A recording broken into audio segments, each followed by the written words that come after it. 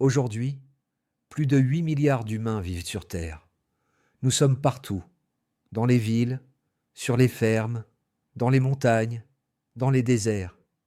Nous avons construit des gratte-ciel, envoyé des fusées sur Mars, créé Internet. Nous dominons cette planète comme aucune autre espèce ne l'a jamais fait. Pourtant, si vous aviez observé le monde il y a 900 000 ans, le tableau aurait été terriblement différent. Il ne restait guère que 1280 humains sur toute la planète. Pas 1,28 million, pas 128 000. Seulement 1280 individus capables de se reproduire. C'est tout. L'avenir entier de l'humanité suspendu à un fil si mince qu'il semble presque impossible de croire que nous soyons ici aujourd'hui.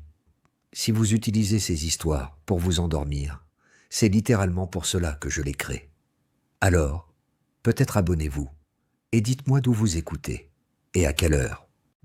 Je lis les commentaires et c'est comme si Berlin se levait pour le petit déjeuner pendant que Boston se couchait, tout en même temps. Vous savez ce sentiment quand vous réalisez à quel point vous avez frôlé le désastre, comme lorsque vous freinez brusquement et que vous manquez un camion de quelques centimètres. C'est ce qui est arrivé à toute notre espèce, sauf que ce n'était pas une fraction de seconde. Cela a duré 117 000 ans à peine accrochés à la vie.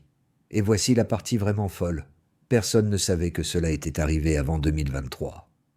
Voyez-vous, les scientifiques avaient toujours soupçonné que les humains avaient traversé une sorte d'effondrement démographique dans un passé lointain. Notre diversité génétique est étrangement faible comparée à celle des autres animaux. Les chimpanzés, qui vivent en petits groupes dispersés à travers l'Afrique, possèdent bien plus de variations génétiques que l'ensemble des 8 milliards d'humains réunis.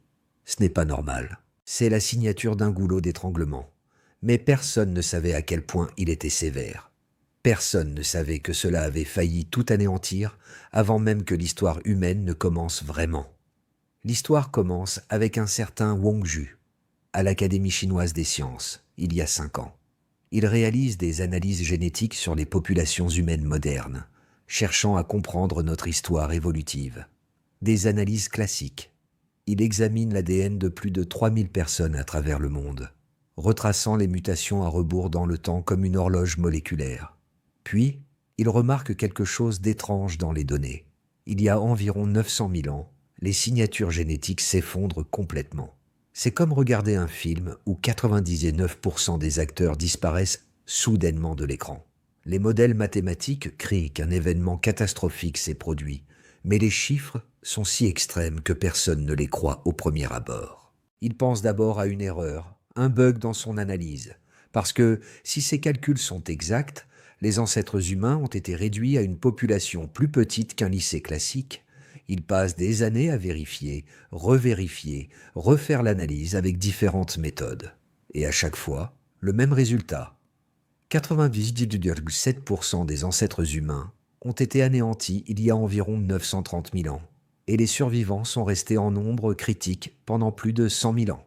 C'est plus long que l'existence de l'Homo sapiens moderne en tant qu'espèce. Vous pourriez penser, d'accord, nos ancêtres ont traversé une période difficile. Ce n'est pas grave. Les espèces rebondissent toujours après une quasi-extinction, non? Faux. Quand les populations deviennent aussi petites, elles ne rebondissent généralement pas. Elles disparaissent.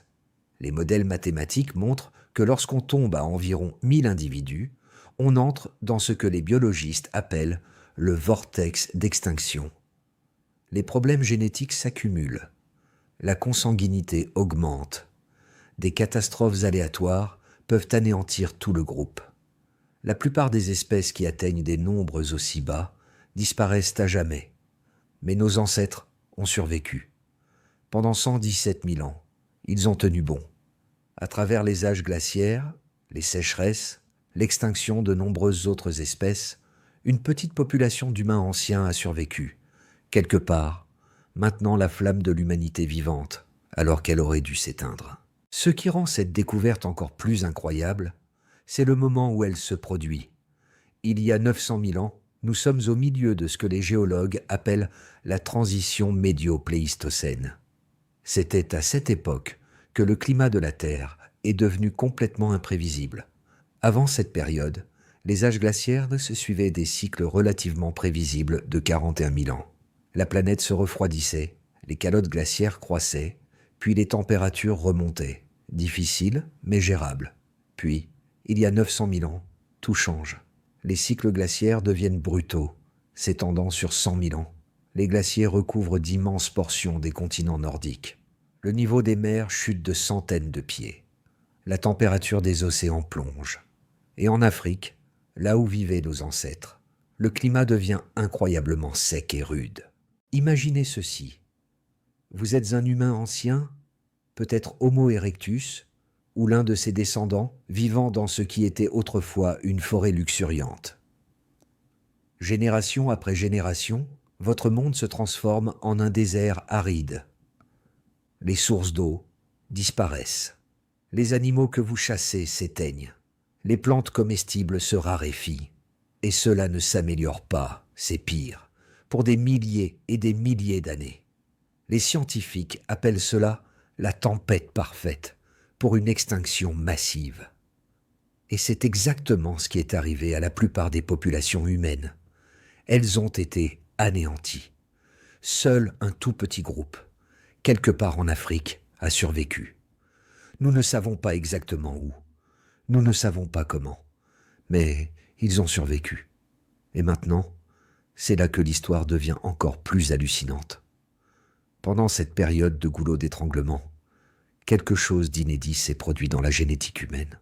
2 de nos chromosomes ancestraux se sont fusionnés, se sont littéralement réunis en un seul.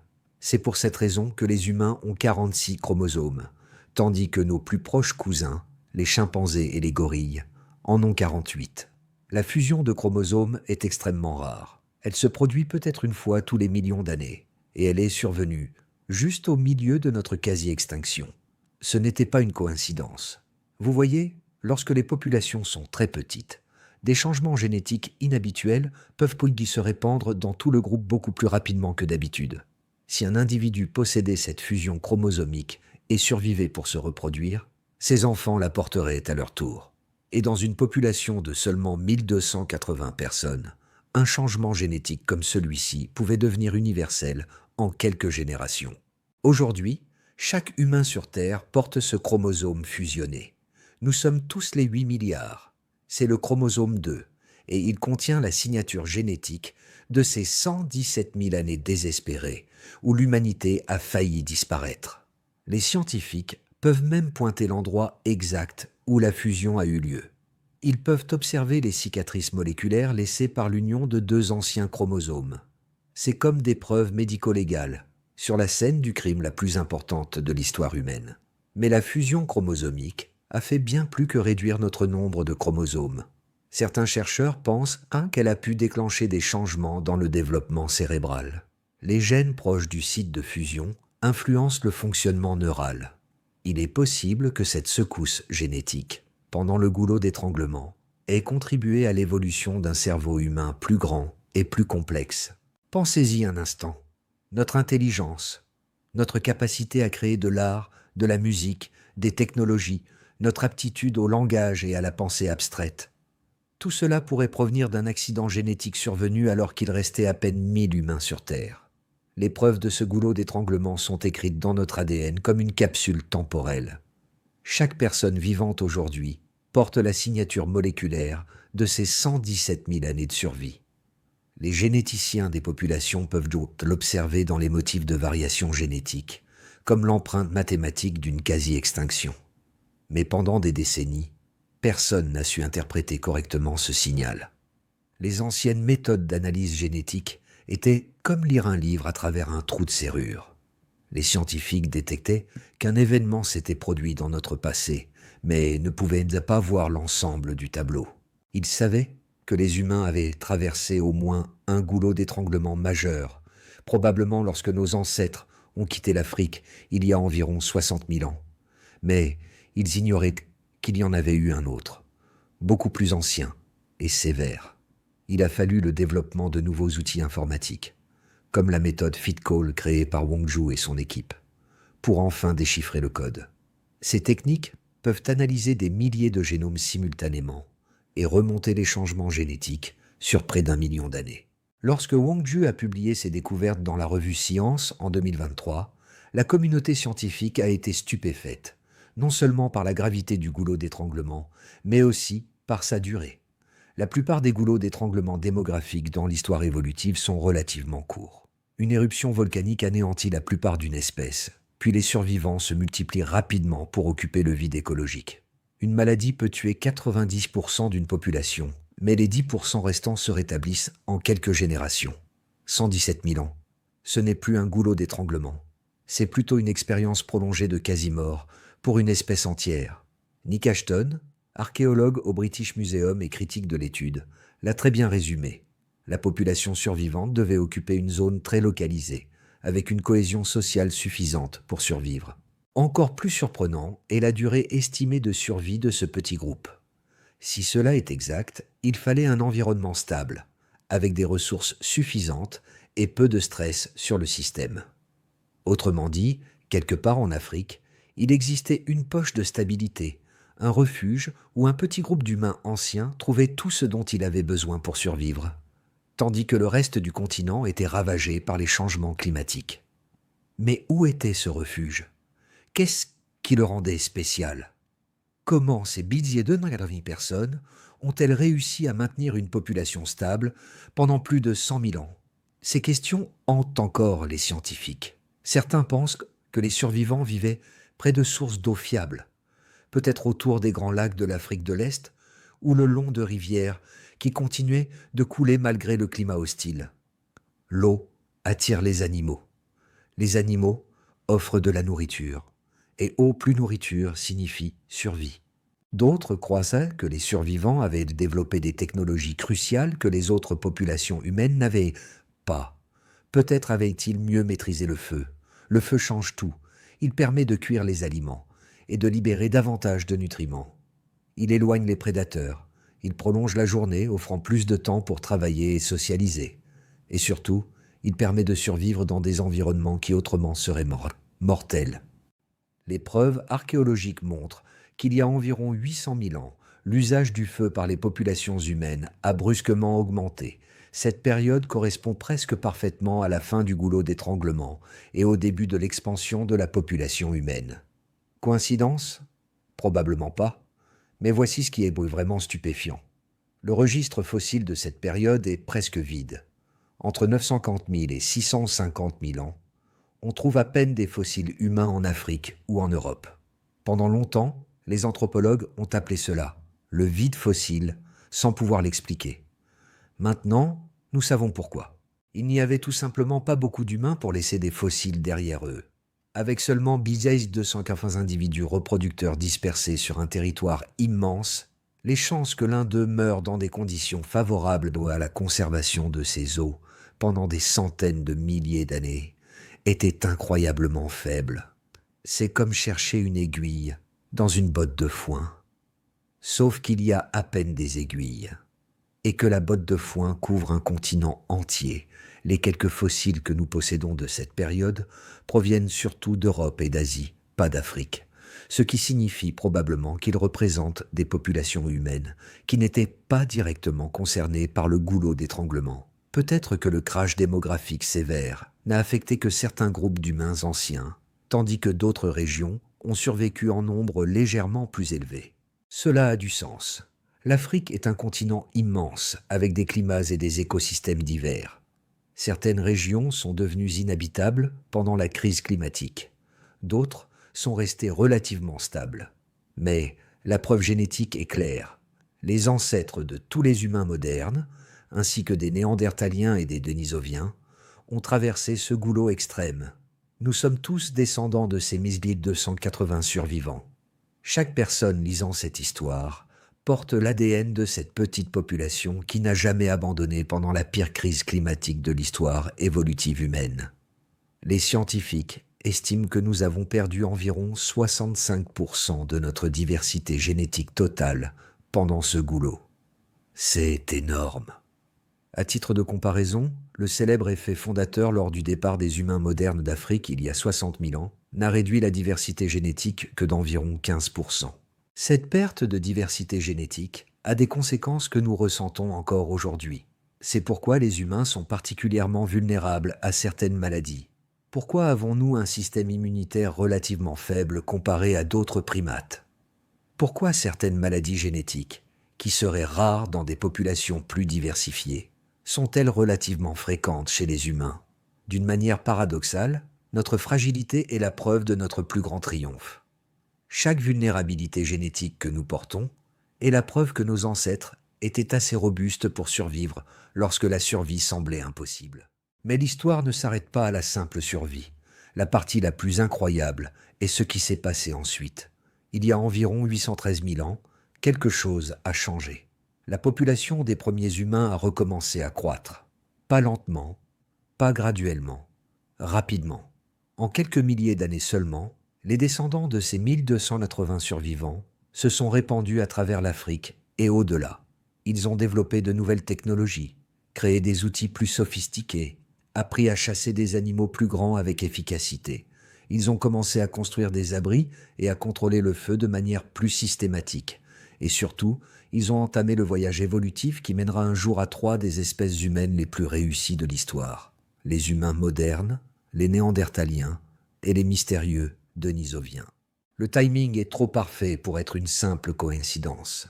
Les preuves génétiques suggèrent que le dernier ancêtre commun à ces trois espèces vivait exactement au moment où le goulot d'étranglement prenait fin, comme si l'événement de quasi-extinction n'avait pas seulement testé les capacités de survie de nos ancêtres, mais les avait forgés en quelque chose de nouveau, de plus fort, de plus adaptable, quelque chose capable non seulement de survivre dans un monde hostile, mais finalement de le dominer. Ye Wanpan, l'un des scientifiques ayant découvert le goulot d'étranglement, l'exprime ainsi. Cette découverte ouvre un nouveau champ dans l'étude de l'évolution humaine, car elle soulève de nombreuses grosses questions. Où vivaient ces individus? Comment ont-ils surmonté les changements climatiques catastrophiques et la sélection naturelle pendant ce goulot d'étranglement a-t-elle accéléré l'évolution du cerveau humain? Cette dernière partie est cruciale. La sélection naturelle pendant le goulot d'étranglement. Lorsque la population est extrêmement réduite, l'évolution ne fonctionne pas comme d'habitude. Normalement, les mutations bénéfiques se répandent lentement dans les grandes populations et les mutations nuisibles mettent du temps à disparaître. Mais dans une population de 1280 individus, l'évolution avance à une vitesse fulgurante. Les traits bénéfiques peuvent se répandre dans tout le groupe en quelques générations. Les individus avec un léger avantage pour la survie ou la reproduction peuvent rapidement dominer le pool génétique. Pendant 117 000 ans, nos ancêtres ont vécu dans ce que l'on pourrait appeler un autocuiseur évolutif.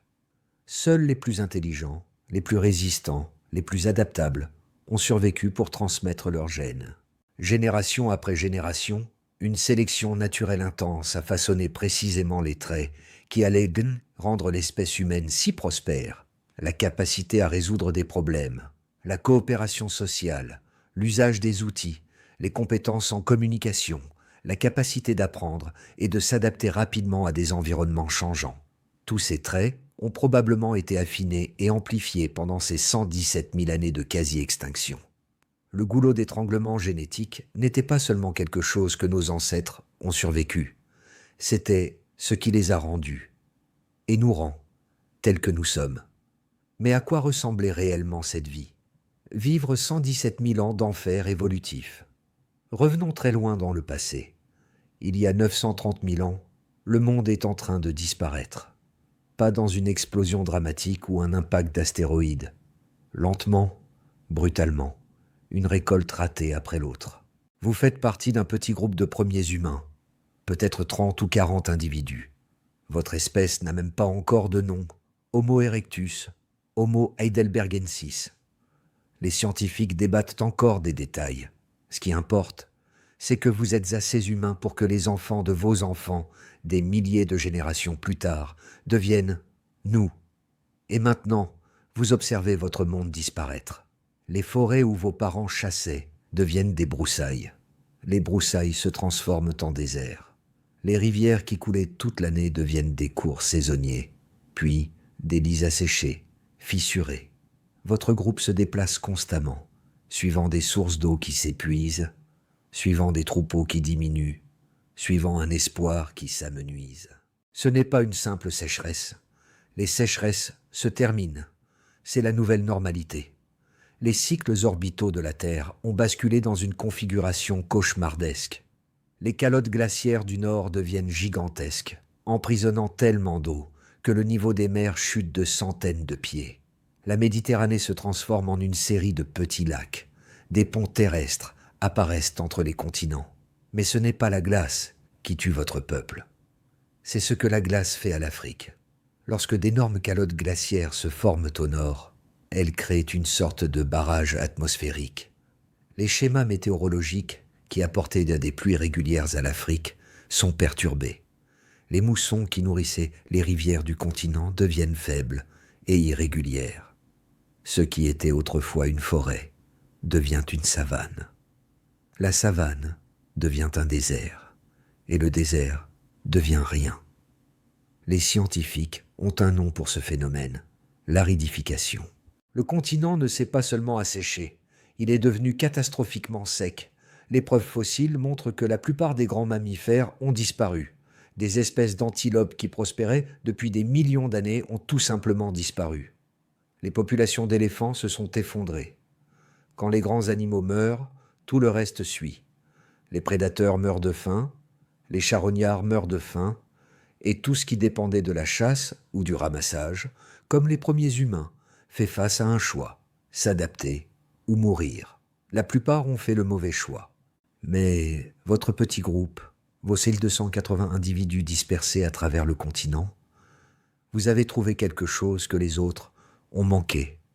Peut-être une chaîne de montagnes qui recevait encore assez de pluie pour soutenir quelques arbres. Peut-être un aquifère souterrain qui alimentait des sources, même lorsque tout le reste s'asséchait. Peut-être une vallée tectonique créant son propre microclimat. Peu importe quoi, ça a fonctionné. Pendant 117 000 ans. Mais qu'est-ce que « fonctionner » signifiait vraiment? Oubliez tout ce que vous pensez savoir sur l'évolution humaine, comme une marche régulière vers le progrès. Il n'y avait pas de progrès pendant le goulot d'étranglement. Il n'y avait que la survie. Votre groupe vivait probablement en unité de 20 à 30 personnes, familles élargies, tous liés entre eux sur quelques générations. Vous deviez composer avec seulement 1280 individus reproducteurs. Vous ne pouviez pas vous permettre d'être sélectif quant à vos partenaires. La consanguinité était inévitable, les troubles génétiques probablement fréquents, malformations, problèmes de développement, fertilité réduite, toutes les conséquences d'un pool génétique trop restreint. Mais d'une manière ou d'une autre, vous avez persisté. La routine quotidienne était brutale. Se réveiller, trouver de l'eau, trouver de la nourriture, ne pas se faire tuer. Répétez cela pendant 100 000 ans. L'eau venait toujours en premier. Dans un paysage où la plupart des ruisseaux s'asséchaient à la moitié de l'année, savoir où trouver des sources fiables signifiait la différence entre la vie et la mort. Votre peuple a probablement développé une capacité presque surnaturelle à lire le paysage, à détecter les signes d'eau souterraine, à prédire quels ruisseaux saisonniers resteraient les plus longs. Vous avez peut-être appris à creuser des puits, simples, peut-être juste des trous grattés avec des bâtons et des pierres.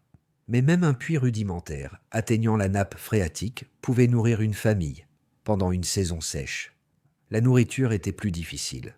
Avec la plupart des gros gibiers éteints, vous ne pouviez pas compter sur la chasse comme vos ancêtres. Vous êtes devenus ce que les anthropologues appellent des généralistes alimentaires. Vous mangiez tout. Les insectes, toujours les insectes, termites, grillons, larves de coléoptères. Livre pour livre, les insectes sont parmi les sources alimentaires les plus nutritives sur la planète et se reproduisent rapidement. Donc, même de petites populations peuvent être exploitées durablement. Vous mangiez des racines, des tubercules, tout ce qui poussait sous terre, à l'abri de la chaleur et de la sécheresse. Vous avez appris quelles plantes étaient comestibles selon les saisons, lesquelles étaient toxiques si elles n'étaient pas préparées correctement, lesquelles pouvaient être stockées pour les périodes de pénurie. Vous êtes devenu expert pour trouver des œufs d'oiseaux, œufs de reptiles, tout ce qui contenait des protéines. Vous avez probablement appris à suivre certains animaux jusqu'à leur nid, planifiant vos raids pour un rendement maximum, sans détruire la reproduction future. Et parfois, avec un peu de chance, vous trouviez de la viande. Pas les énormes mammouths laineux que vos ancêtres chassaient en groupes de dizaines. Ceux-là avaient disparu depuis longtemps. Mais de petits animaux. Une jeune antilope séparée de son troupeau. Un zèbre blessé. Un vieux éléphant mourant de soif. C'est là que le feu devient crucial. Les premiers humains l'utilisaient depuis des centaines de milliers d'années. Mais pendant le goulot d'étranglement, le feu n'était pas seulement utile. Il faisait la différence entre la vie et la mort. Cuire la viande la rendait plus sûre. Tuer les parasites et bactéries qui auraient pu décimer toute votre famille. Plus important encore, la cuisson décomposait les protéines coriaces et rendait les nutriments plus accessibles. Vous pouviez obtenir plus de calories de la même quantité de nourriture. Cuire les plantes était encore plus révolutionnaire. Beaucoup de racines et de tubercules sont indigestes ou même toxiques crus, mais cuits, ils deviennent d'importantes sources de glucides. Certains chercheurs pensent que c'est à ce moment-là que les humains ont commencé à traiter systématiquement les plantes. Mais le feu ne servait pas qu'à améliorer l'alimentation. Il prolongeait la journée. Sans lumière artificielle, la plupart des animaux sont impuissants après le coucher du soleil. Les prédateurs chassent, les proies se cachent. Tout le monde est pratiquement immobile jusqu'au lever du soleil. Avec le feu, votre groupe pouvait rester actif après le crépuscule. Vous pouviez travailler sur les outils, réparer les abris, partager des informations sur les sources d'eau ou de nourriture. Surtout, vous pouviez renforcer les liens sociaux. Et les liens sociaux étaient tout pendant le goulot d'étranglement. Dans des groupes aussi petits, vous ne pouviez pas vous permettre de conflits. Chaque individu était précieux. Perdre un adulte à cause d'un accident, d'une maladie ou d'une dispute affaiblissait tout le groupe. Perdre plusieurs individus et vous risquiez de ne pas survivre à la saison suivante.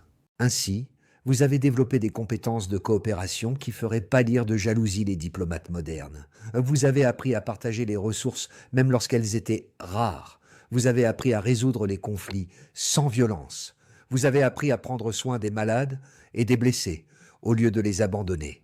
Et surtout, vous avez appris à partager le savoir.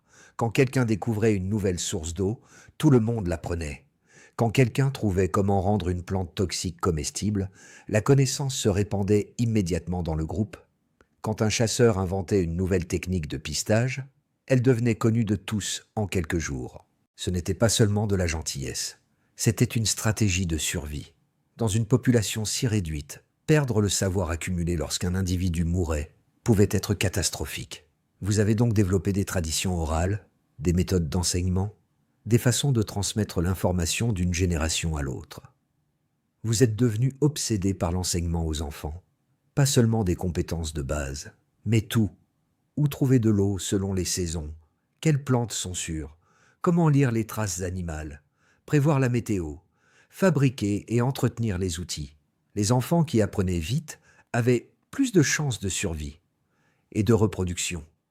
Pendant des milliers de générations, vous avez sélectionné l'intelligence, la capacité d'enseigner et la faculté d'acquérir et transmettre des informations complexes.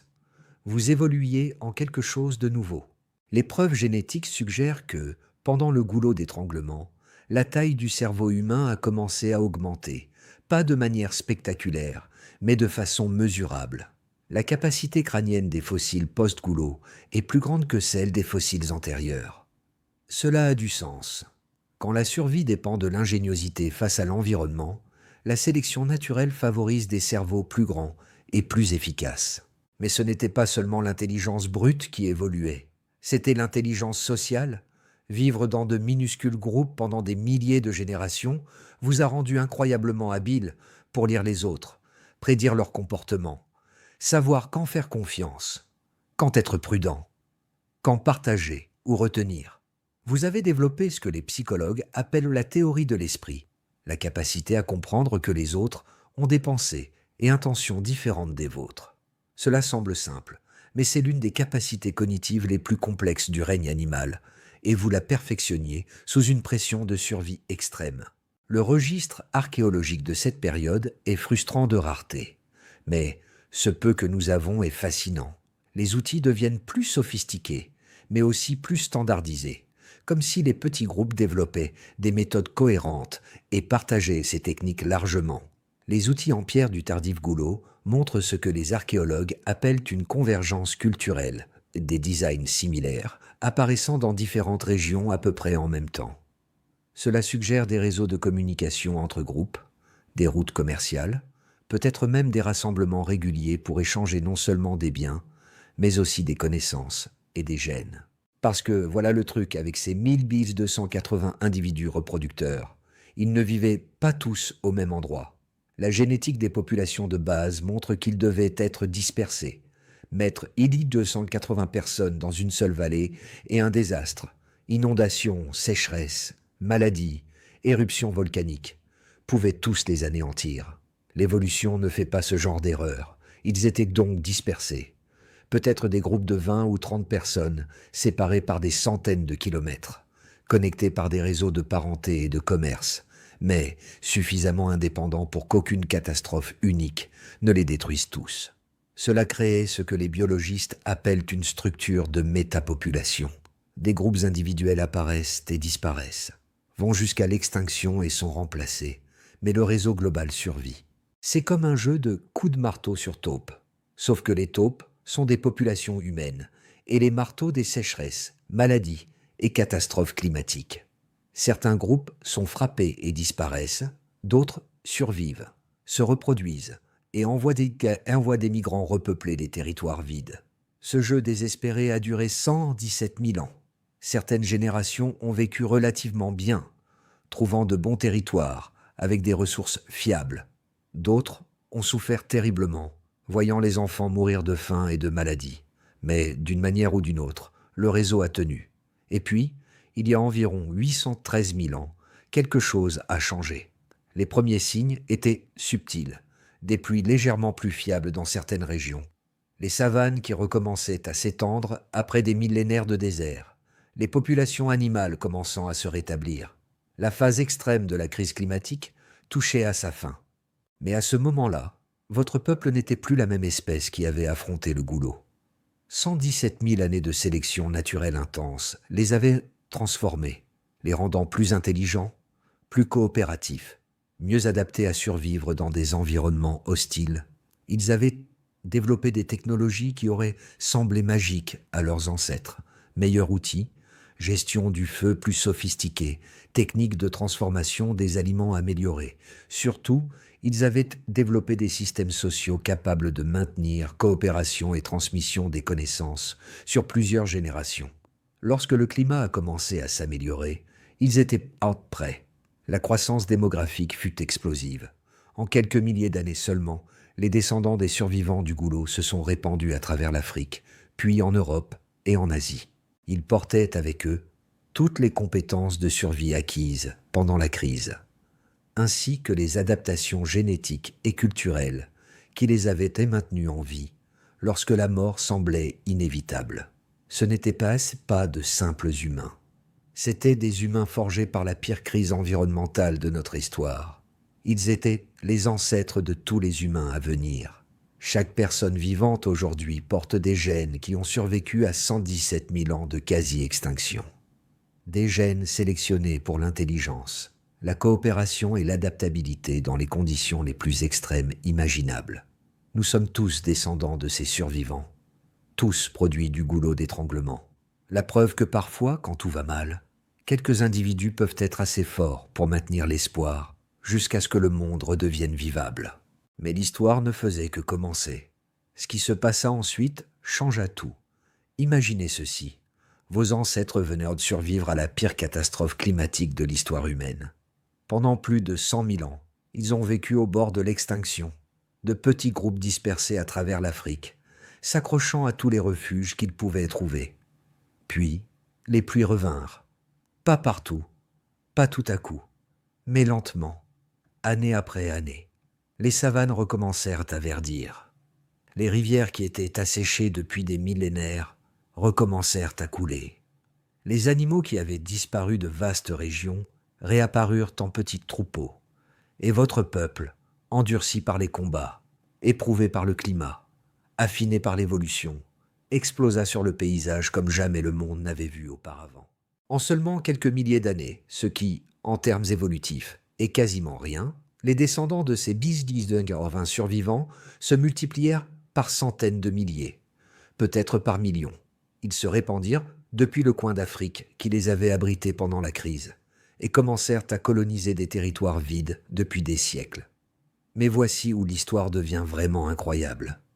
Ils ne se contentaient pas de s'étendre comme une seule grande famille humaine. Le goulot d'étranglement génétique avait fait quelque chose d'inédit pour l'évolution humaine.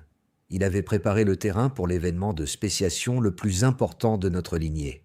Vers 800 000 ans avant notre ère, cette unique population de survivants commença à se diviser en 3 groupes distincts, 3 trajectoires évolutives séparées qui deviendraient finalement les 3 espèces humaines les plus réussies de l'histoire.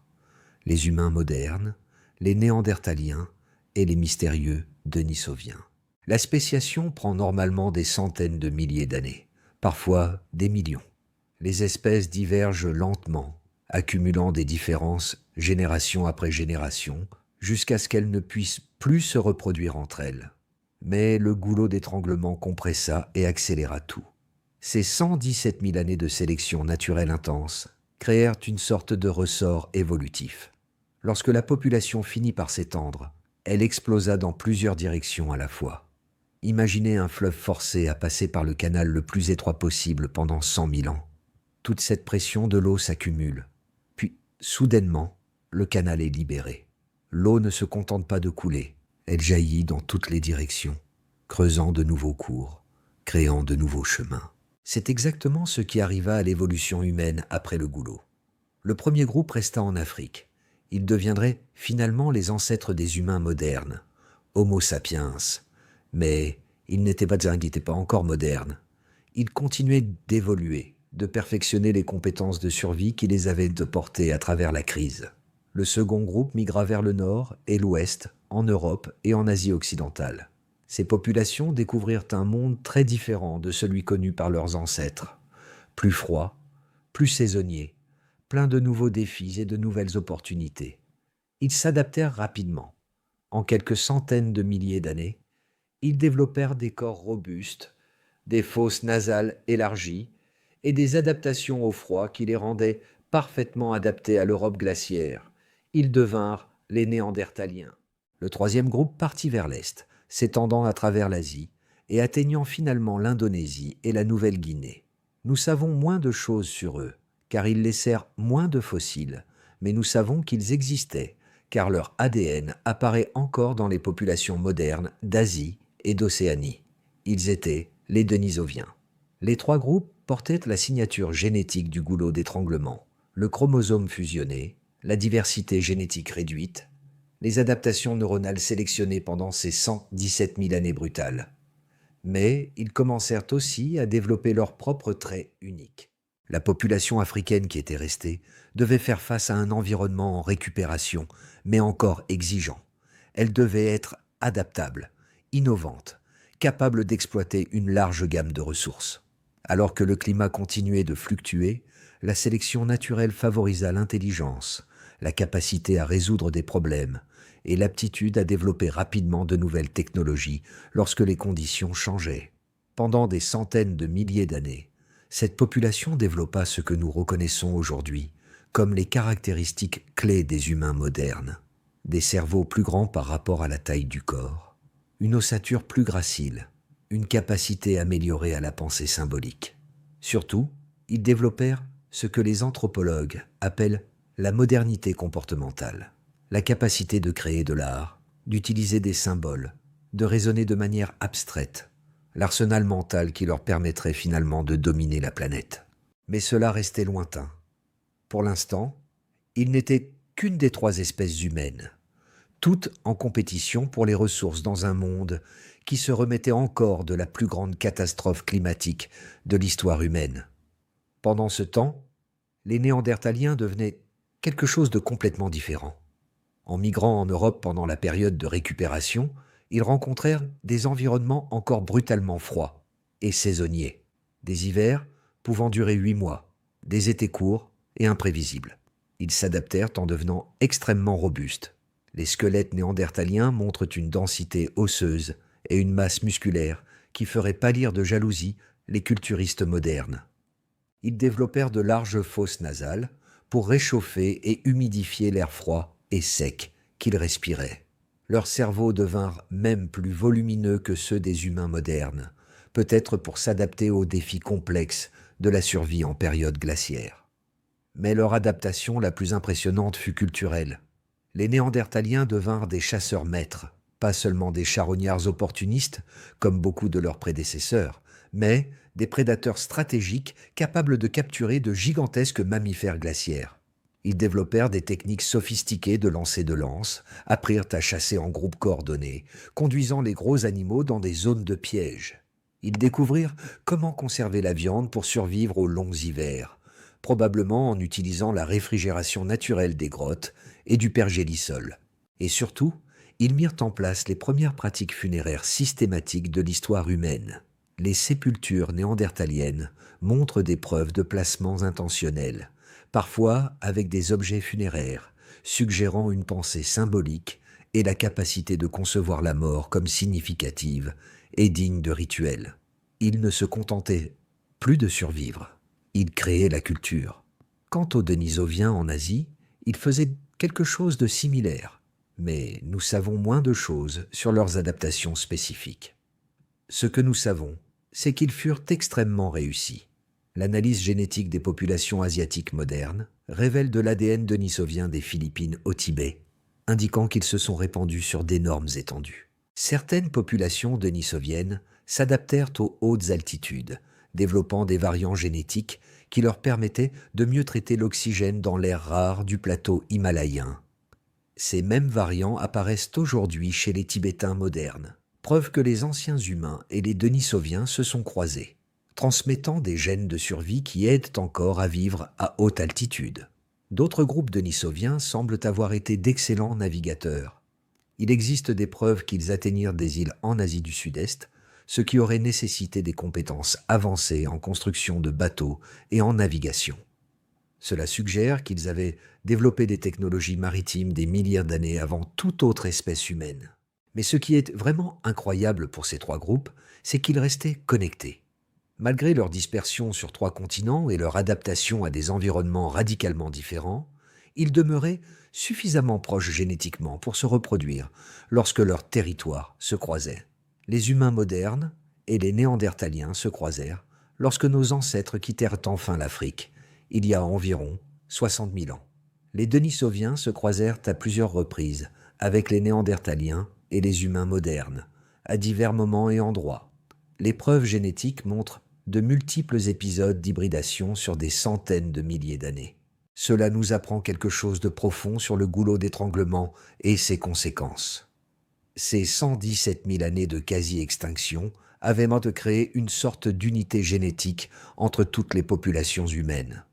Malgré des chemins évolutifs différents pendant des centaines de milliers d'années, nous étions tous encore fondamentalement la même espèce. Tous porteurs de la fusion chromosomique qui nous identifiait comme survivants du goulot. Tous partageant l'ensemble génétique de base qui avait été affiné pendant ces millénaires désespérés.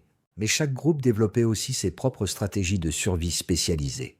Le registre archéologique de cette période montre une explosion d'innovations technologiques, non seulement dans un groupe, mais dans les trois. En Afrique, la technologie lithique devient de plus en plus sophistiquée. Les simples éclats et haches qui dominaient l'outillage humain depuis des millions d'années laissent place à des pointes de lance, grattoirs et outils de coupe soigneusement façonnés pour des tâches spécifiques. Plus important encore, la fabrication d'outils se standardise. Les sites archéologiques à travers l'Afrique montrent des conceptions d'outils remarquablement similaires, suggérant une communication et un partage des connaissances étendus entre les groupes. C'est là la signature d'une véritable évolution culturelle, des idées se répandant plus vite que les gènes, permettant une adaptation rapide aux nouveaux défis et opportunités. En Europe, les Néandertaliens développèrent leur propre tradition technologique. Ils créèrent les premiers outils emmanchés, pointes de lance et couteaux fixés à des manches en bois, avec des résines végétales et du tendon animal. Cela peut sembler simple, mais c'était un bond cognitif majeur. Il fallait planifier, rassembler plusieurs matériaux et comprendre des concepts abstraits comme le levier et la traction. Ils développèrent également ce que les archéologues appellent les techniques de nucléus préparées pour la taille de pierre. Au lieu de simplement ébrécher des pierres jusqu'à obtenir un outil utile, ils apprirent à façonner soigneusement des noyaux de pierre pour produire plusieurs outils identiques à partir d'un seul bloc de matière première. C'est de la production planifiée et systématique d'objets standardisés. Les Denisoviens innovaient eux aussi, bien que leurs réalisations soient plus difficiles à tracer. L'analyse génétique suggère qu'ils furent la première espèce humaine à utiliser systématiquement des plantes médicinales. Les populations asiatiques modernes portent des variants génétiques denisoviens permettant de traiter les toxines végétales, preuve que leurs ancêtres avaient appris à utiliser des plantes toxiques comme médicaments, développant une résistance par sélection naturelle. Ils pourraient également avoir été les premiers humains à pratiquer l'agriculture systématique. Certains chercheurs pensent que les variants génétiques facilitant la digestion des aliments riches en amidon chez les populations asiatiques modernes proviennent des Denisoviens, qui avaient appris à cultiver et traiter des céréales sauvages. Mais l'innovation la plus importante se situait peut-être dans l'organisation sociale. Les trois espèces post-Goulot développaient des structures sociales de plus en plus complexes. Les groupes familiaux élargis formaient des alliances avec d'autres groupes. Des réseaux commerciaux émergeaient, capables de transporter matières premières et bien finis sur des centaines de kilomètres. Ce n'était plus seulement la survie, c'était le début de la civilisation. Les preuves génétiques de cette révolution sociale sont inscrites dans notre ADN. Pendant l'expansion post-Goulot, les populations humaines montrent des schémas de reproduction structurés. Pas de reproduction aléatoire, mais un échange systématique de partenaires matrimoniaux entre groupes. Cela suggère que nos ancêtres avaient développé des systèmes de parenté et des règles sur qui pouvait épouser, qui, probablement assortis de réseaux complexes d'échanges de cadeaux, pour maintenir les liens entre communautés éloignées. Ils créaient la cohésion sociale qui permettrait plus tard aux sociétés humaines de passer de petites bandes à des tribus, puis des chefferies, et enfin des États. Mais ils créaient aussi quelque chose d'encore plus important, le langage. Personne ne sait exactement quand le langage humain est apparu. Il ne se fossilise pas. On ne peut que l'inférer à partir de preuves indirectes. Mais tout indique que la période post-Goulot est celle où la communication humaine devint vraiment sophistiquée. La diffusion rapide des technologies d'outils standardisés suggère un transfert d'informations complexe. L'épreuve des réseaux commerciaux implique négociation et raisonnement abstrait. Les pratiques funéraires des Néandertaliens témoignent d'une pensée symbolique. Surtout, le goulot d'étranglement avait créé les conditions exactes où un langage complexe était le plus avantageux. De petites populations dispersées devaient donc maintenir des liens sur de vastes distances, partager des informations détaillées sur les ressources, les dangers et les opportunités, et enseigner rapidement des compétences complexes à leurs enfants. Dans ce contexte, toute amélioration de la communication offrait un énorme avantage de survie. Au fil des centaines de générations, cette pression de sélection affinait les capacités de communication bien au-delà de ce que l'on observe chez d'autres espèces. Lorsque les trois espèces humaines se rencontrèrent à nouveau, les humains modernes rencontrant les Néandertaliens au Moyen-Orient, les Denisoviens rencontrant les deux groupes en Asie, elles étaient capables d'une communication verbale sophistiquée. Elles pouvaient partager des connaissances, négocier des alliances, raconter des histoires sur leurs ancêtres qui avaient survécu au grand cataclysme il y a 900 000 ans. Mais elles commencèrent aussi à faire face à de nouveaux défis. Le monde se remplissait à nouveau. Les ressources, abondantes pendant la période de récupération, devenaient désormais disputées. Les trois espèces humaines commençaient à se concurrencer directement pour les mêmes territoires et les mêmes ressources. L'ère de la coopération touchait à sa fin. L'ère de la compétition était sur le point de commencer. Puis vint la rencontre qui déciderait du destin de l'humanité. Il y a 60 000 ans, les descendants de ces survivants africains quittèrent enfin leur continent d'origine. Pas tous, juste un petit groupe, peut-être quelques centaines d'individus, qui décidèrent de traverser les eaux étroites séparant l'Afrique de la péninsule arabique. Ils n'avaient aucune idée qu'ils allaient rencontrer leurs cousins perdus depuis longtemps. Pendant plus de 400 000 ans, Les trois espèces humaines avaient évolué isolément. Les humains modernes en Afrique, les néandertaliens en Europe, les denisoviens en Asie, chacun parfaitement adapté à son environnement. Chacun avait développé ses propres technologies, sa culture et ses moyens de survie. Maintenant, ils allaient se rencontrer face à face. La première rencontre eut probablement lieu quelque part au Moyen-Orient, peut-être sur les côtes orientales de la Méditerranée, là où les migrants africains rencontreraient le bord sud du territoire néandertalien. Imaginez ce moment. Vous êtes un humain moderne, membre d'une petite bande, explorant de nouvelles terres. Votre peuple n'a jamais vu d'autres humains, ayant un aspect différent du vôtre. Puis soudain, vous les apercevez de l'autre côté de la vallée. Ce sont des humains, mais pas tout à fait. Plus courts et robustes que votre peuple. Visages projetés vers l'avant avec de massives arcades sourcilières et d'énormes ouvertures nasales. Corps construits comme des lutteurs, tout muscles et os épais. Les Néandertaliens. Votre premier instinct aurait pu être la peur, la curiosité ou l'agressivité.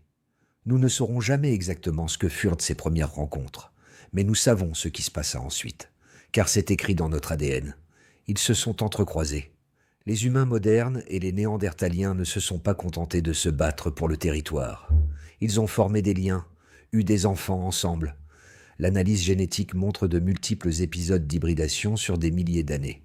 Aujourd'hui, toute personne d'ascendance non africaine porte environ 2% d'ADN néandertalien. C'est la signature génétique de ces rencontres anciennes, la preuve que lorsque nos espèces se sont rencontrées, elles ont parfois choisi la coopération plutôt que le conflit. Mais la coopération a ses limites. Le Moyen-Orient de cette époque était comme une porte tournante entre espèces. Le climat changeait et les humains modernes s'avançaient vers le nord. Puis le climat se modifiait à nouveau et les Néandertaliens repassaient vers le sud. Pendant des dizaines de milliers d'années, la région changea de main à plusieurs reprises. Parfois, les humains modernes contrôlaient les meilleurs territoires de chasse. Parfois, c'étaient les Néandertaliens. Mais aucun ne pouvait établir une domination permanente, jusqu'à ce que quelque chose change les règles du jeu. Vers 45 000 ans avant notre ère, les humains modernes développèrent ce que les archéologues appellent l'outillage du Paléolithique supérieur, un ensemble révolutionnaire de technologies qui les rendit beaucoup plus efficaces pour chasser et collecter. Des lance-pierres sophistiquées capables de projeter des armes avec une précision mortelle.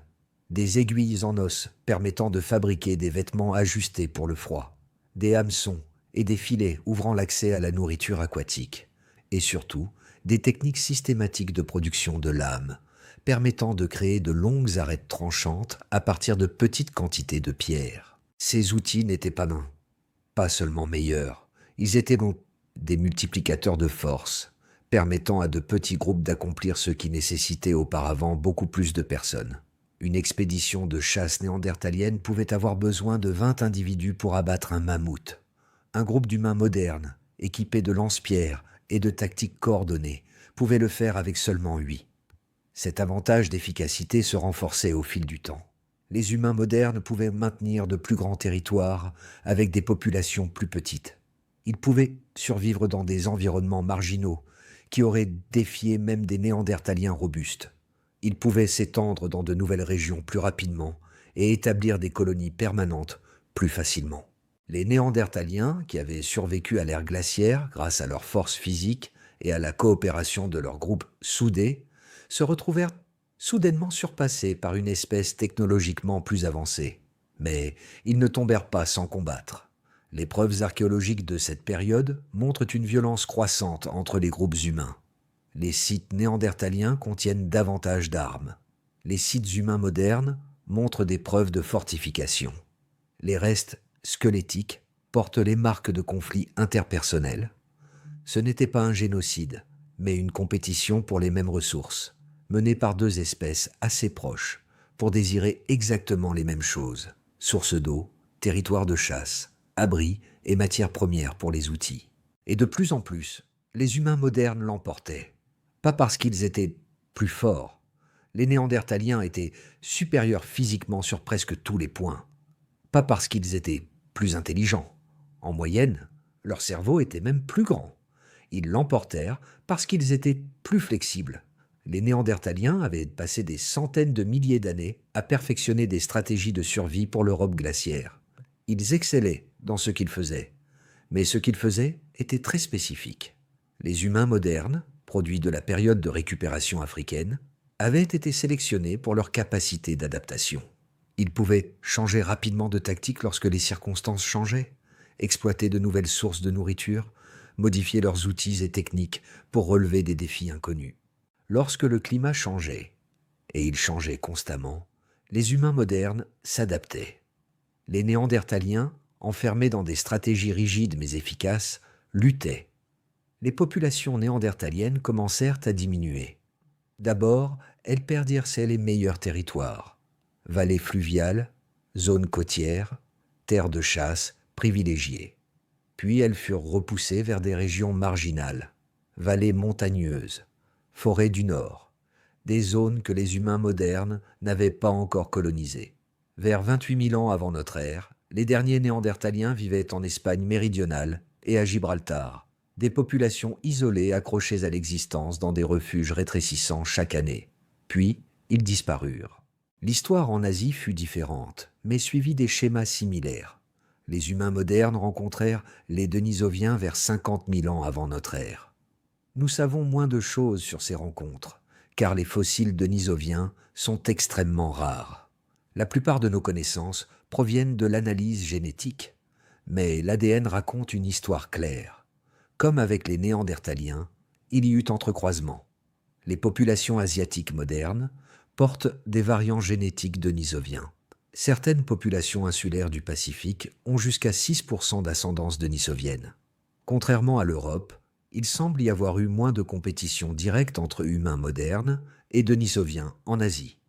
Le continent était suffisamment vaste pour que différents groupes occupent des niches écologiques distinctes pendant de longues périodes.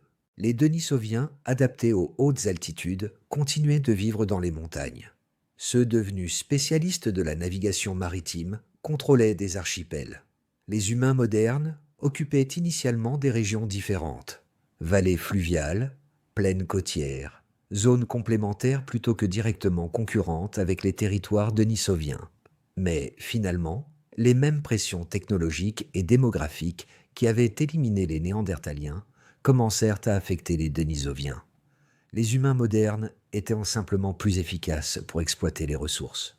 Ils pouvaient soutenir des populations plus importantes sur les mêmes territoires, s'étendre plus rapidement, établir de nouvelles colonies plus facilement.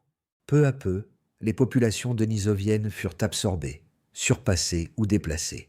Certaines peuvent avoir survécu étonnamment tard. Des preuves génétiques suggèrent que les humains modernes rencontrèrent des Denisoviens en Asie du Sud-Est aussi récemment qu'il y a 25 000 ans. Mais ils disparurent également en tant que population distincte. Vers 20 000 ans avant notre ère, Homo sapiens, les humains modernes, étaient la seule espèce humaine sur Terre. Les descendants des Bilgi, 280 survivants du goulot d'étranglement, avaient survécu à leurs cousins évolutifs, eux aussi issus de la même population ancestrale. La séparation en trois lignées, commencée 800 000 ans plus tôt, était terminée. Mais pourquoi les humains modernes réussirent-ils là où les Néandertaliens et les Denisoviens échouèrent? La réponse nous ramène au goulot d'étranglement. Ces 117 000 années de quasi-extinction avaient sélectionné des traits très spécifiques chez les trois espèces: intelligence, coopération, innovation technologique, adaptabilité. Mais la population africaine, ancêtre des humains modernes, avait fait face à un défi supplémentaire que leurs cousins européens et asiatiques avaient évité. L'Afrique était restée climatiquement instable, même après la fin de la pire crise.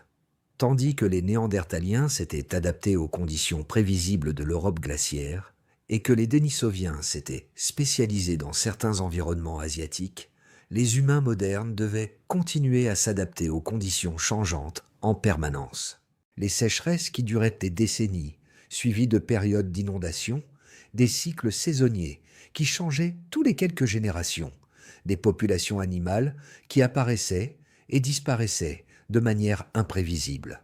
Cette pression environnementale constante avait rendu les humains modernes évolutivement flexibles, d'une manière que la spécialisation extrême n'avait pas permis. Lorsque les trois espèces se rencontrèrent enfin, les Néandertaliens et les Denisoviens étaient là comme des voitures de course ultra performantes, incroyablement efficaces dans les bonnes conditions, mais difficiles à modifier pour de nouveaux défis. Les humains modernes ressemblaient davantage à des véhicules tout-terrain, pas parfaitement optimisés pour un environnement particulier, mais capables de s'adapter à tout ce qui venait ensuite. Cette flexibilité se manifesta de plusieurs façons. Technologie. Les humains modernes innovaient constamment, développant de nouveaux outils et techniques tous les quelques millénaires. Les Néandertaliens utilisaient essentiellement la même technologie lithique depuis plus de 200 000 ans. Cela fonctionnait bien, alors ils s'y tenaient. Organisation sociale. Les humains modernes formèrent des réseaux sociaux plus grands et plus complexes. Ils pouvaient mobiliser davantage de personnes pour de grandes chasses ou des conflits territoriaux. Ils développèrent des relations commerciales permettant de faire circuler des ressources sur des centaines de kilomètres. Démographie. Les populations d'humains modernes pouvaient croître plus rapidement et se rétablir plus vite après des revers. Lorsqu'une maladie ou une catastrophe climatique réduisait les effectifs d'un groupe, ils rebondissaient en quelques générations. Régime alimentaire. Les humains modernes devinrent des généralistes extrêmes. Coquillages, viande de mammouth, aliments végétaux transformés, tout était consommé. Les Néandertaliens restaient concentrés sur la chasse au gros gibier, efficace, mais vulnérables aux changements climatiques qui affectèrent les proies. Communication. Mais peut-être le plus important, les humains modernes développèrent des capacités de communication plus sophistiquées. Le goulot d'étranglement avait créé une pression de sélection pour le langage complexe chez les trois espèces. Mais les humains modernes, confrontés à des environnements plus variables et à des réseaux sociaux plus étendus, poussèrent la communication verbale beaucoup plus loin. Ils pouvaient coordonner efficacement des activités de grands groupes, transmettre des connaissances techniques complexes avec précision, maintenir des relations sur de plus grandes distances et sur de longues périodes. Lorsqu'ils rencontrèrent des groupes de Néandertaliens ou de Denisoviens, ils ne se disputaient pas seulement les ressources, ils disposaient d'un avantage en communication et en organisation façonné par 400 000 ans d'évolution. Ce n'était pas un combat équitable. Vers 15 000 ans avant notre ère, les humains modernes s'étaient répandus sur tous les continents, sauf l'Antarctique. Ils avaient développé l'agriculture, des colonies permanentes et des sociétés complexes. La population qui comptait autrefois seulement 1280 individus atteignait maintenant des millions, parlant des centaines de langues. Ils avaient hérité de toutes les compétences de survie qui avaient permis à leurs ancêtres de passer le goulot d'étranglement. Mais ils avaient aussi développé quelque chose de nouveau, que leurs cousins évolutifs n'avaient jamais pleinement atteint, la capacité non seulement de s'adapter à leur environnement, mais de le remodeler entièrement. L'âge de la domination humaine avait commencé, et tout cela remontait à ces millénaires désespérés où la survie ne tenait qu'à un fil.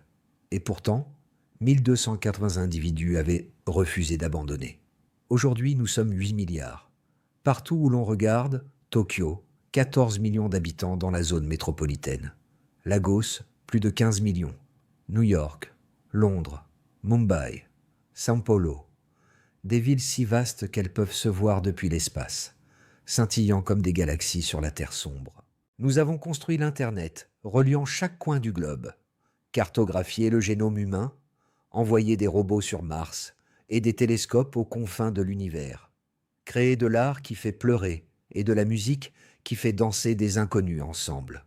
Nous sommes l'espèce la plus réussie de l'histoire de la vie sur Terre, et chacun d'entre nous, chaque personne lisant ceci, chaque enfant qui naît maintenant, chaque humain ayant jamais vécu, porte la signature génétique de ces 1280 individus qui refusèrent d'abandonner il y a 900 000 ans. C'est la partie qui fige lorsqu'on y pense vraiment. Votre ADN contient des séquences qui ont survécu à la pire catastrophe climatique de notre lignée. Des gènes testés par 117 000 ans de quasi-extinction et qui ont survécu. Des chromosomes fusionnés sous une pression impossible qui nous ont rendus plus forts. La façon dont votre cerveau fonctionne, dont vous résolvez des problèmes, coopérez avec des inconnus, apprenez le langage, prenez soin de vos enfants. Tout cela a été façonné par ces millénaires désespérés, où chaque avantage comptait. Vous êtes la preuve vivante que, parfois, la vie trouve un chemin malgré tous les obstacles. Mais cette découverte va au-delà d'une simple histoire d'origine. Elle explique beaucoup de choses sur pourquoi les humains sont tels qu'ils sont, pourquoi nous coopérons si bien comparés aux autres primates, pourquoi nous pouvons travailler ensemble en groupes de centaines ou de milliers, alors que les chimpanzés atteignent à peine 50 individus. C'est parce que nos ancêtres ont passé plus de 100 000 ans dans des populations si petites que la coopération n'était pas seulement utile, elle était vitale. Ceux qui ne savaient pas s'entendre mouraient. Ceux qui pouvaient partager, enseigner et collaborer vivaient assez longtemps pour transmettre leurs gènes. Pendant 4000 générations, la sélection naturelle a affiné notre capacité à collaborer. C'est aussi pourquoi nous sommes obsédés par l'enseignement, pourquoi nous passons des années à montrer aux enfants des choses que d'autres animaux apprennent par essai et erreur. Pendant le goulot d'étranglement, perdre le savoir quand quelqu'un mourait pouvait condamner tout le groupe. Nos ancêtres capables de transmettre l'information à la génération suivante avaient de meilleures chances de survie. Cela a créé l'instinct d'enseignement qui permet à nos sociétés d'accumuler des connaissances sur des générations. Nous n'avons pas seulement survécu au goulot d'étranglement, nous sommes devenus accros à l'apprentissage et au partage. Et c'est pourquoi nous sommes si doués avec les outils. Du marteau de pierre au smartphone, nous voyons le monde entier comme des matériaux bruts pour résoudre des problèmes. La survie nous a fait inventifs, l'évolution nous a rendus ingénieux. Mais le goulot d'étranglement explique aussi certaines de nos faiblesses. Vous êtes-vous déjà demandé pourquoi les humains sont si vulnérables aux maladies infectieuses comparés aux autres mammifères? Pourquoi certains virus nous terrassent alors qu'ils affectent à peine d'autres primates? C'est parce que nous avons perdu 65% de notre diversité génétique pendant le goulot d'étranglement. Cela inclut de nombreuses variantes du système immunitaire qui auraient pu nous protéger contre certains pathogènes. Nous sommes tous beaucoup plus génétiquement similaires que ne le devrait une espèce de notre taille, ce qui nous rend vulnérables aux maladies exploitant ces faiblesses communes. Vous êtes-vous déjà demandé pourquoi certaines maladies génétiques, comme la drépanocytose ou la maladie de Huntington, persistent alors que la sélection naturelle aurait dû les éliminer? Certaines de ces maladies pourraient avoir fourni des avantages pendant le goulot d'étranglement ou être des effets secondaires de traits sélectionnés pendant la crise. Quand on n'est plus que 1280 individus, des particularités génétiques qui disparaîtraient, normalement, peuvent donc se fixer dans toute l'espèce. Nous portons donc les cicatrices de la quasi-extinction, autant que ses forces. Mais l'implication la plus profonde concerne l'unité humaine. Aujourd'hui, certains pensent que les différences raciales ont un sens biologique, que des populations qui ont l'air différentes ou parlent des langues différentes seraient fondamentalement différentes. La découverte du goulot d'étranglement anéantit complètement cette idée. Chaque humain sur Terre descend du même groupe de 1280 individus qui vivaient il y a 900 000 ans. Nous n'avons été séparés que quelques dizaines de milliers d'années, ce qui est presque rien en termes évolutifs. Les différences génétiques entre deux populations humaines sont plus petites que celles que l'on trouve dans une seule population de chimpanzés. Nous sommes tous des cousins récents. Quand les humains quittèrent l'Afrique il y a 60 000 ans et se répandirent sur le globe, ils emportèrent ce génome du goulot d'étranglement sur chaque continent. Quand ils développèrent différentes couleurs de peau ou formes de visage pour s'adapter à de nouveaux climats, ils n'exprimaient que différentes combinaisons d'un même kit génétique. Les aborigènes d'Australie, les Européens, les Polynésiens, les Amérindiens, tous porteurs des gènes de ces 1280 survivants, tous produits du même creuset évolutif. Il n'y a pas d'eux, il n'y a que nous. Cette découverte a aussi des implications pour nos défis modernes. Le changement climatique, par exemple. Nous faisons face à une autre période de transformation rapide de l'environnement. Pas aussi extrême que celle qu'ont traversée nos ancêtres, mais assez sérieuse pour menacer la civilisation humaine. Le goulot d'étranglement nous donne raison à la fois de nous inquiéter et d'espérer. Nous devrions nous inquiéter, car de précédentes catastrophes climatiques ont presque conduit l'humanité à l'extinction. Nous ne sommes pas invincibles, mais nous pouvons espérer, car nous portons l'héritage génétique des survivants ultimes. Ces ancêtres n'étaient pas juste chanceux. Ils étaient adaptables, innovants, coopératifs. Ils pouvaient changer complètement de mode de vie quand la situation l'exigeait. Ces traits sont toujours en nous. La flexibilité qui a permis de passer de la forêt à la savane, au désert. La coopération qui a maintenu de petites populations pendant des millénaires de crise. La capacité à résoudre des problèmes et inventer de nouvelles technologies lorsque les anciennes approches échouaient. Nous ne sommes plus l'espèce entrée dans le goulot d'étranglement il y a 930 000 ans. Nous sommes l'espèce qui en est sortie, testée, affinée, capable de survivre dans des conditions qui auraient tué presque tout autre grand mammifère. Mais la survie n'est jamais garantie.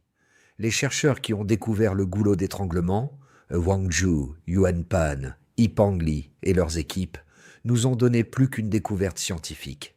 Ils nous ont tendu un miroir. Quand nous regardons les preuves génétiques de ces 117 000 années de quasi-extinction, nous n'apprenons pas seulement le passé. Nous apprenons à propos de nous-mêmes. Nous sommes l'espèce qui ne renonce jamais, l'espèce qui trouve des moyens de survivre quand la survie semble impossible, l'espèce qui ressort des catastrophes plus forte et plus capable qu'avant. Mais nous sommes aussi l'espèce capable de perdre 99% de sa population et de survivre pendant plus de 100 000 ans, accrochée à la vie, avant que les choses s'améliorent. Le goulot d'étranglement est à la fois un avertissement et une promesse. Un avertissement, le succès humain n'est jamais garanti. Nous avons été plus proches de l'extinction que la plupart des gens ne l'imaginent. Une promesse. Nous portons dans nos gènes la capacité de survivre à presque tout. Nous descendons de 1280 individus qui ont regardé un monde en ruine et ont décidé de continuer. Chaque fois que vous résolvez un problème, chaque fois que vous coopérez avec des inconnus, chaque fois que vous enseignez quelque chose à un enfant, vous faites vivre les 1280 survivants en vous. Littéralement, dans nos chromosomes, nos circuits neuronaux, notre capacité de résilience. Il y a 900 000 ans, l'histoire humaine semblait touchée à sa fin. Le climat était hostile. La plupart des populations avaient disparu. Un tout petit groupe faisait face à un monde qui semblait vouloir les tuer. Ils ont survécu. Ils se sont adaptés. Ils se sont multipliés. Ils ont colonisé la planète et sont devenus nous. Aujourd'hui, nous sommes plus de 8 milliards. Nous avons construit des villes de millions d'habitants, des technologies reliant des milliards, et créé des œuvres d'art, de musique et de littérature capturant toute l'expérience humaine. Nous sommes les descendants des 1280 survivants. Nous sommes la preuve vivante que parfois, même lorsque tout s'effondre, quelques individus peuvent être assez résistants, assez intelligents et assez coopératifs pour maintenir l'espoir jusqu'à ce que le monde redevienne vivable. Et si nos ancêtres ont pu survivre à cela, nous pouvons survivre à tout. Le goulot d'étranglement est terminé. L'expansion continue. L'histoire de ces 1280 survivants est